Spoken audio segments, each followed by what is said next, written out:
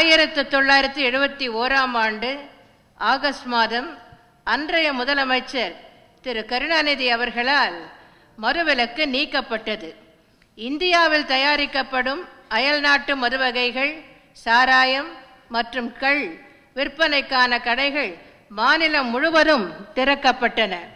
2007 தமிழ்நாடு சட்டப்பேரவையில் கள்ளச்சாராயத்தை ஒழிக்க வேண்டுமென பல்வேறு கட்சியைச் சேர்ந்தவர்கள் பேசிய போது திரு கருணாநிதி அவர்கள், அதாவது அன்றைய முதலமைச்சர் திரு கருணாநிதி அவர்கள், நான் அவர்களுக்கெல்லாம் சொல்வது கள்ளச்சாராயம் என்பது ஒழிக்க முடியாத ஒன்று என்பதுதான்.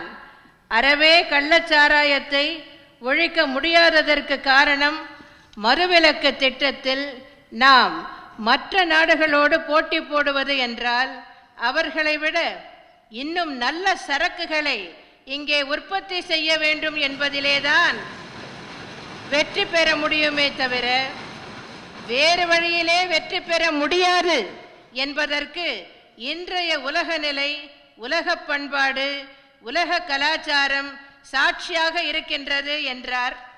மதுவிலக்கு குறித்து இதுதான் திரு கருணாநிதி அவர்களின் உண்மையான கருத்து.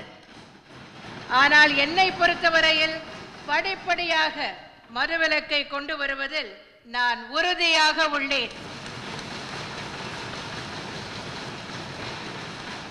எனவேதான் மீண்டும் ஆட்சி பொறுப்பேற்றவுடன் சில்லறை மதுபான கடைகள் திறந்திருக்கும் நேரத்தை 2 மணி நேரம் குறைத்ததுடன் 500 மதுபான கடைகளையும் மூடியுள்ளோம். எனவே மதுவிலக்கில் உண்மையான அக்கறை கொண்டுள்ளது எனது தலைமையிலான அரசுதான் என்பதை தெரிவித்துக் கொள்கிறேன்.